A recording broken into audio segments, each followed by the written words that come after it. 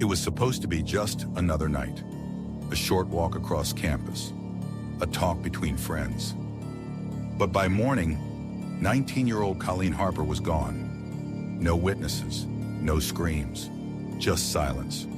And beneath that silence, something ancient, dark, and planned. It was a crisp January night in 1995 when Colleen Harper, a 19-year-old college student, vanished without a trace from the campus of Midland Technical Institute in Knoxville, Tennessee. At first, no one thought much of it after all. Young adults sometimes disappeared for a day or two. But as hours turned into days, a terrible truth began to unfold. Colleen hadn't run away. She had been lured into something far more sinister. Colleen wasn't the kind of girl who made enemies. Described by her friends as sweet, trusting, and always smiling, she had recently moved from Florida to Tennessee to study graphic design. Her mother, Linda Harper, recalled their last conversation vividly.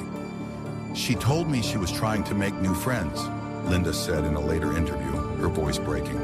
"She just wanted to fit in." Fitting in, that's where it all began.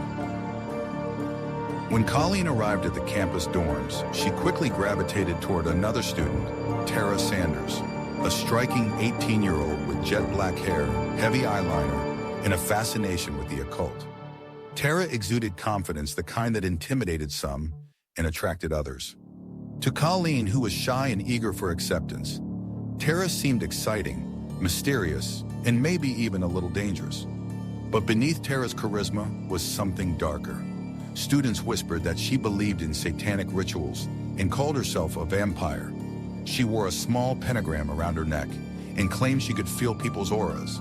Most people dismissed it as teenage theatrics, but for Tara, it wasn't an act. Soon, Tara introduced Colleen to her boyfriend, Jason Reed, a 20-year-old who shared Tara's gothic aesthetic, black trench coats, skull rings, and a cold, detached demeanor. Jason rarely spoke, but when he did, his words carried weight. Tara worshipped him, and Jason controlled her in quiet, manipulative ways. Within weeks, Colleen's friendship with the couple became strained. She started to sense that Tara's friendliness masked jealousy, a growing resentment that Colleen couldn't understand.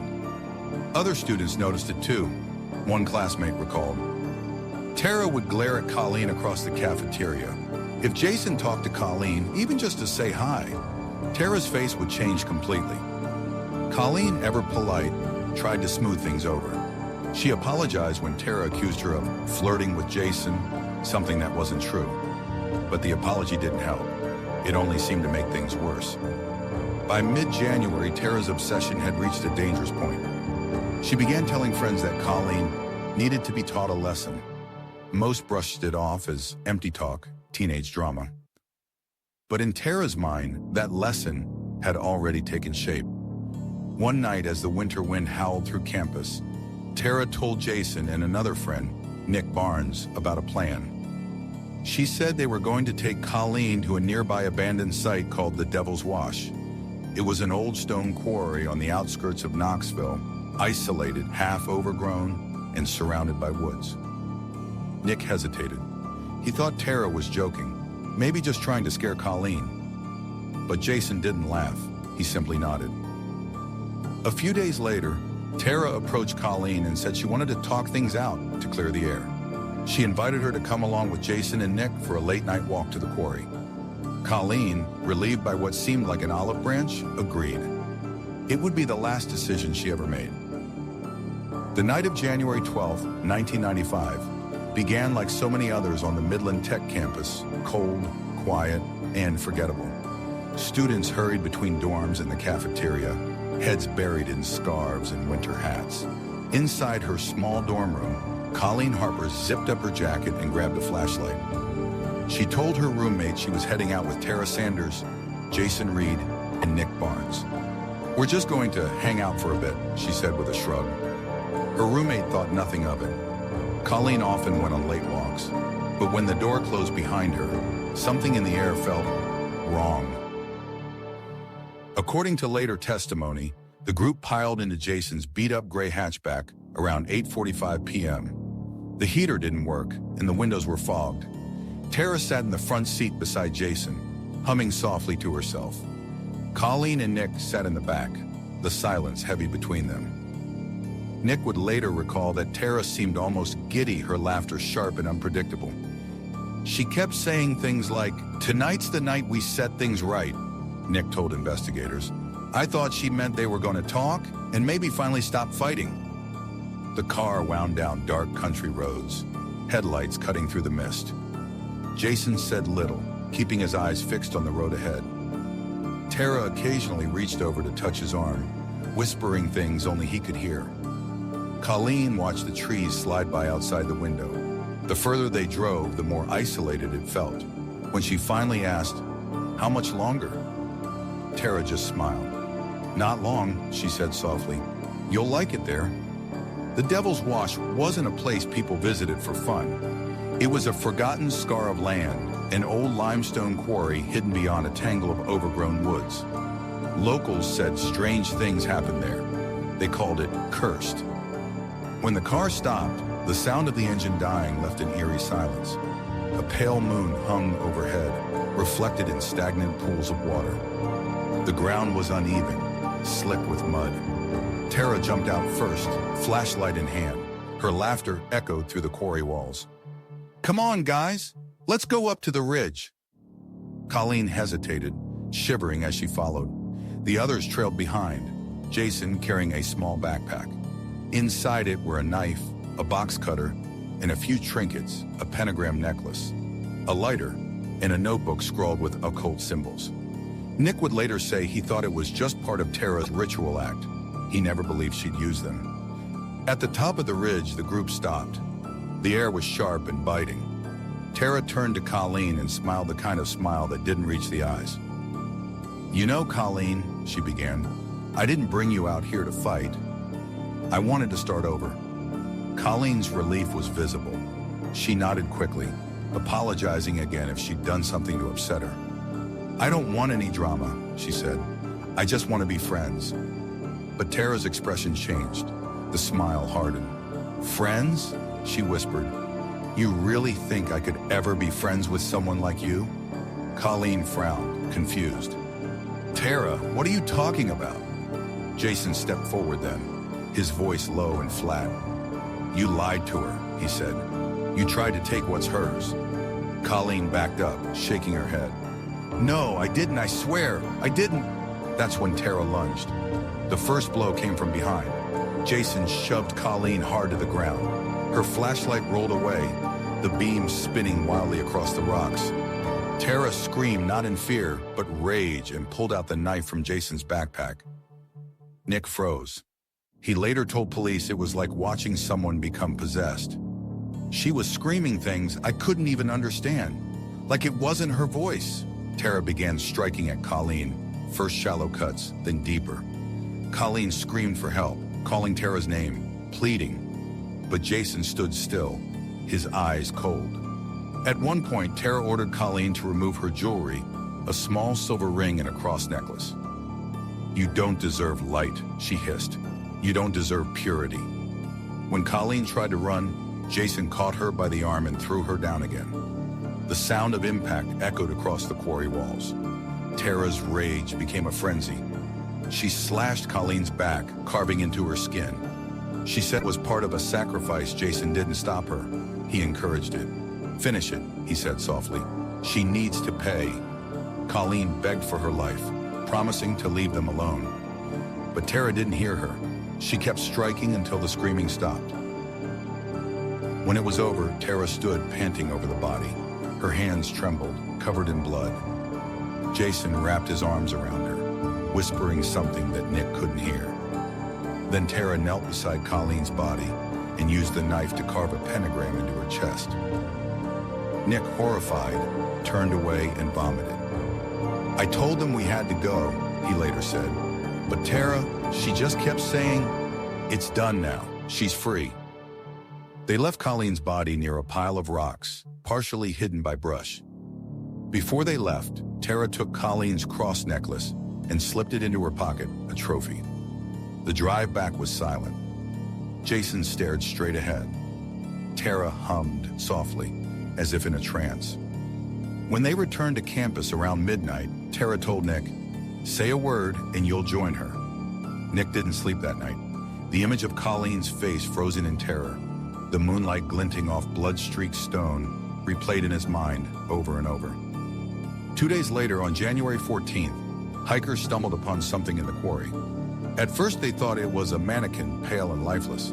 But as they got closer, the horror became clear. Police arrived to find Colleen's body badly mutilated. The cuts were deliberate, ritualistic. Her face was almost unrecognizable. Nearby, they found footprints, 3 distinct pairs, and a cigarette butt with lipstick on the filter. Detectives quickly realized this was no random killing. It was personal. Within hours, the investigation would lead straight back to campus and to the one person everyone already suspected. The Devil's Wash had claimed a life, but the real darkness was yet to come. When detectives began to unravel the truth, what they discovered was a world of obsession, manipulation, and pure evil. January 14th, 1995. The cold winds swept through the Devil's Wash, carrying the smell of damp stone and decay. Detective Laura Henderson stepped carefully through the brush, flashlight in hand.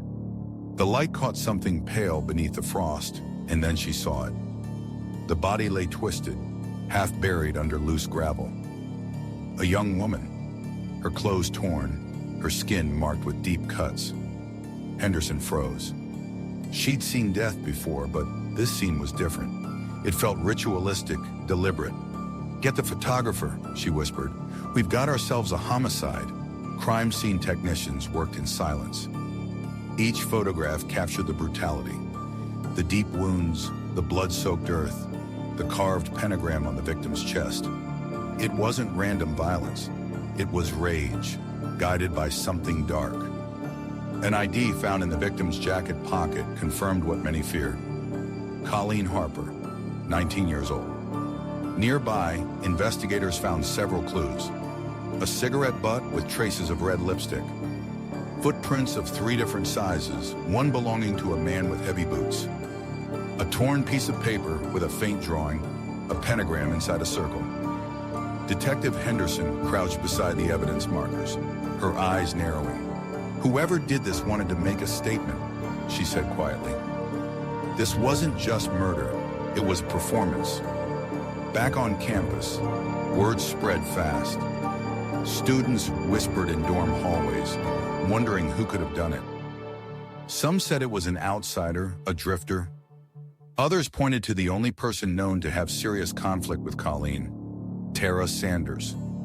When detectives visited Tara's dorm that evening, she seemed calm, too calm. She greeted them with a faint smile, her dark eyeliner perfectly smudged, her fingernails painted black. "Detective Henderson. Tara, we're looking into the death of Colleen Harper. You two knew each other, didn't you?" Tara. "We talked sometimes. She wasn't really my type of friend." Her tone was casual, almost amused. But when asked where she was on the night of January 12th, her story faltered. "We went out for a drive," she admitted.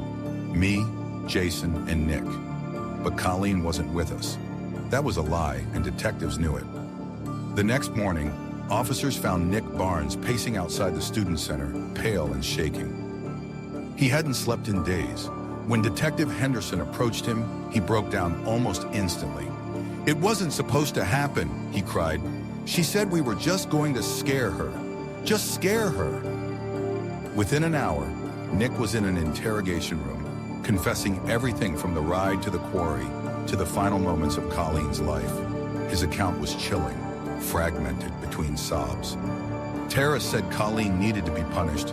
Jason went along with it. "I tried to stop them. I swear I tried, but she was laughing, like she enjoyed it." Detectives recorded every word. Henderson listened in silence, her jaw tight. The details were horrific, but they finally had what they needed: names, motives, and a confession that pointed directly at Tara Sanders and Jason Reed. That evening, police swarmed the dorm. Tara was found sitting cross-legged on her bed, music playing softly from a portable CD player. Jason was with her, flipping through a notebook filled with dark sketches and inverted crosses. When officers entered, Tara didn't move. "I was expecting you," she said quietly. They found Colleen's silver cross necklace on her nightstand. Jason didn't resist arrest. He only stared blankly as they cuffed him, his expression unreadable. As she was led out, Tara turned to one of the officers and whispered, "She's still with me, you know. She's part of me now." At the Knoxville Police Department, Tara remained eerily calm. She refused food, occasionally humming under her breath. Detective Henderson sat across from her, voice steady. Henderson: "Tara, we know you were there. Nick told us everything." Tara: "Nick talks too much." Henderson: "Colleen's blood was on your boots." Tara: "Then maybe she wanted me to have it." Henderson leaned in. "Why did you do it?" Tara looked up, her dark eyes shining with something between defiance and pride. "Because she thought she was better than me," she said. "She thought she could take what was mine, but I'm not weak. Jason said I had to prove myself." When asked about the ritual symbols carved into Colleen's skin, Tara smiled faintly. "It wasn't about Satan," she said. "It was about power. I wanted her to feel small, the way she made me feel." Jason, on the other hand, was an enigma. He spoke little, answering only in short sentences. Detective: "Did you tell her to kill Colleen?" Jason: "She wanted to." Detective: "But you brought the knife." Jason: "She asked me to. I just gave her what she needed." When detectives pressed further, he finally muttered, "She would have done it without me. I just watched." Yet forensic evidence told another story. His fingerprints on the knife handle, his boot prints near the body, and blood splatter on his jacket. Jason wasn't just a witness. He was part of it. Over the following weeks, investigators built a chilling timeline. Tara had been obsessed with Colleen for months, believing she was trying to steal Jason. She'd spoken openly about wanting to make her disappear. The knife used in the murder had been bought by Jason 2 days prior. The notebook found in their dorm contained disturbing sketches, a girl on her knees surrounded by pentagrams. When forensics matched the blood on Tara's boots and Jason's jacket to Colleen, the case was airtight. But what disturbed detectives most wasn't just the crime, it was Tara's demeanor. She never showed remorse. During one psychiatric evaluation, she reportedly said, "Killing her was like opening a door. Once it was open, I couldn't close it again." The story exploded across Tennessee. Headlines described it as the Devil's Wash murder. Parents called for stricter campus security. Reporters camped outside the courthouse. Religious groups claimed it was proof of satanic influence among teens, while psychologists called it a case of narcissistic psychosis and delusional obsession. For Colleen's mother, none of the headlines mattered. She just wanted her daughter back. She was only 19, Linda Harper said at a vigil. She had dreams, and they took that from her for what? Jealousy? Control? Evil? The community gathered that night under flickering candles, the cold wind rustling through posters with Colleen's smiling face. A girl who just wanted friends. A girl who trusted the wrong people.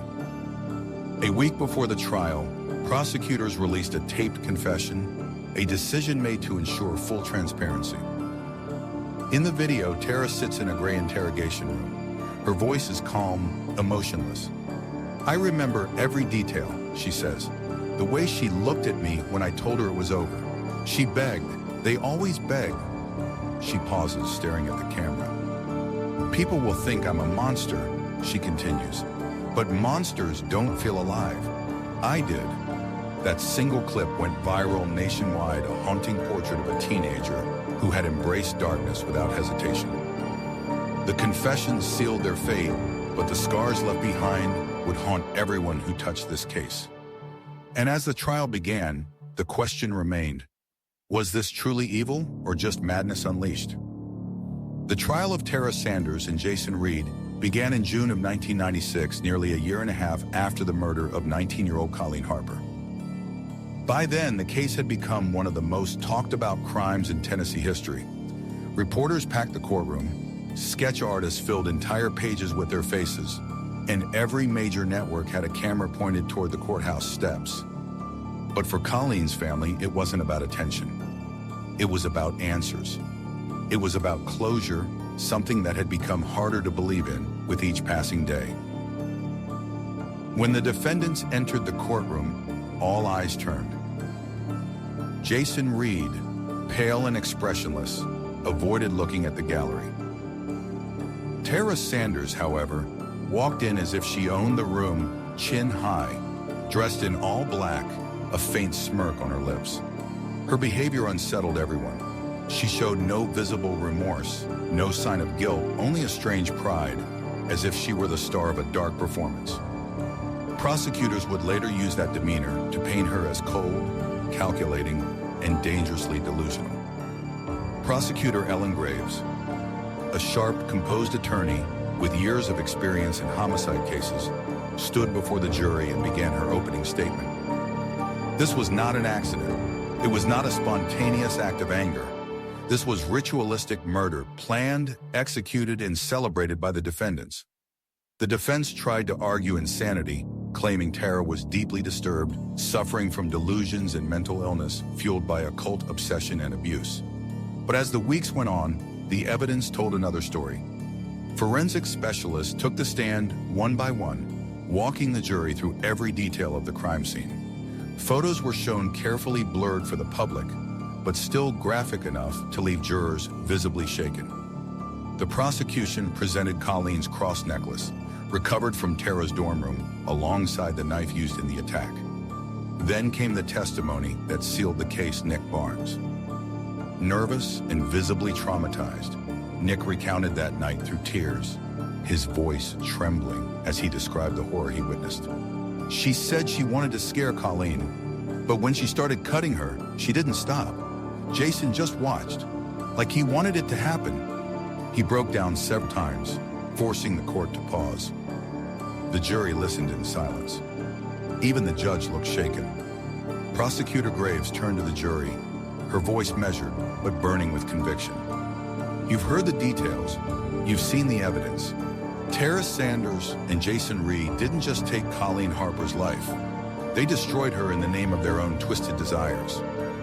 Tara's defense attorney tried a different angle, portraying her as a lost child, manipulated by Jason and suffering from untreated psychosis. He presented her high school records, psychiatric notes, and even childhood journals filled with drawings of demons and bloodied angels. But when Tara herself took the stand, any sympathy the jury might have had evaporated.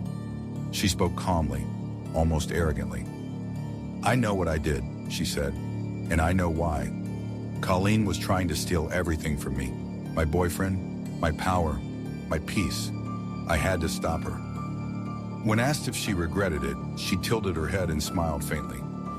Regret is for people who didn't mean it. The courtroom fell silent. Even Jason turned his gaze away.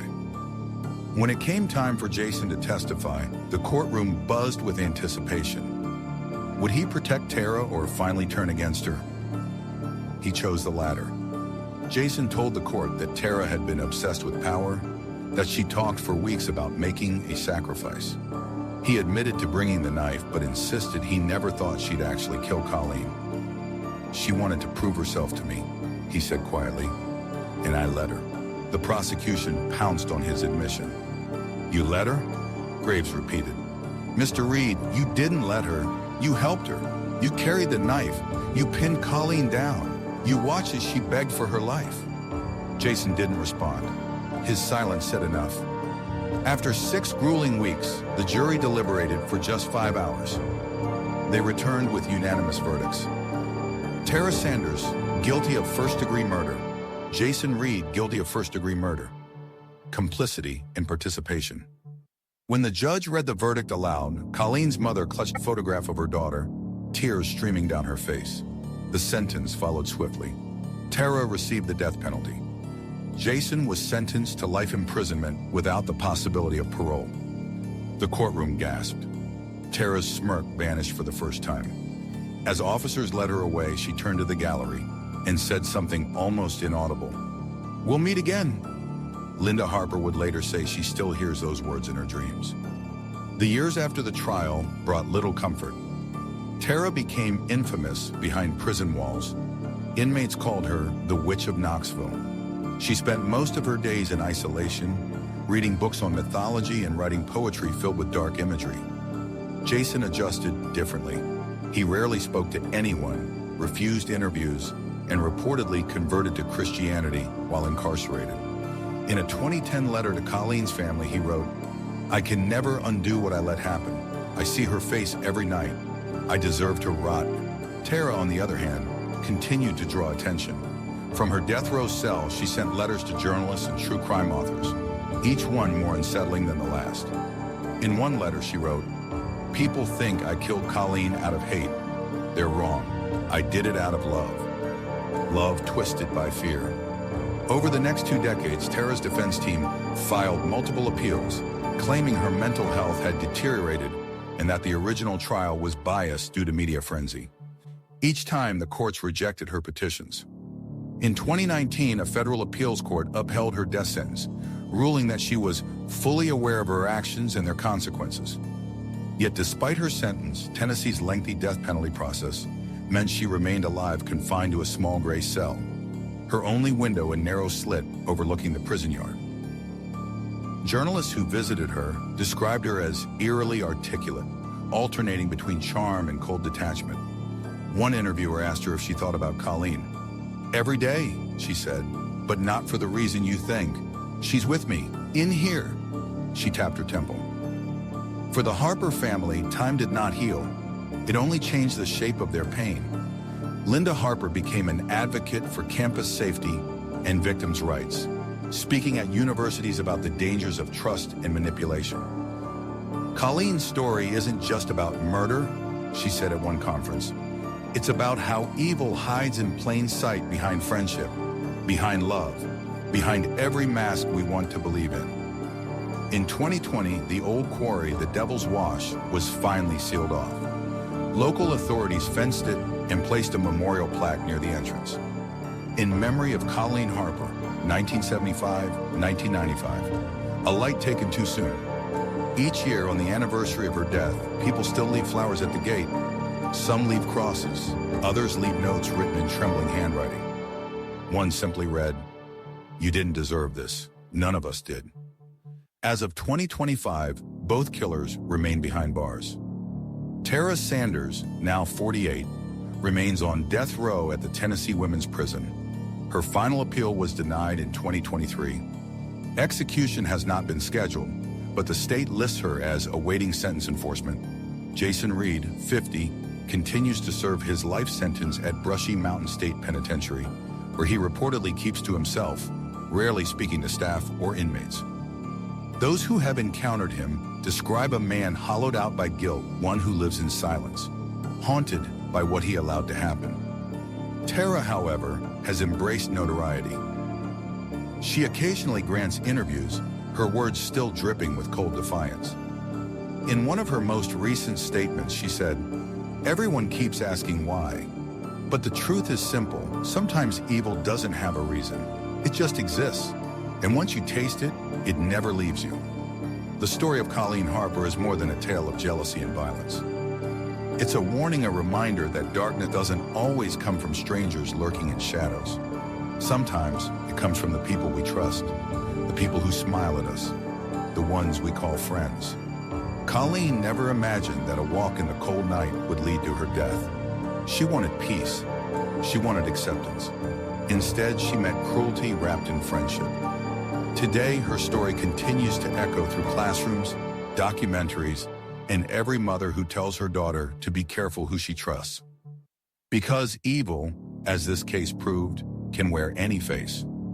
Justice may have been served, but true closure is something Colleen's family will never find. The Devil's Wash remains silent now, but beneath its stones, it still holds the memory of that night. A night when innocence met obsession and evil won.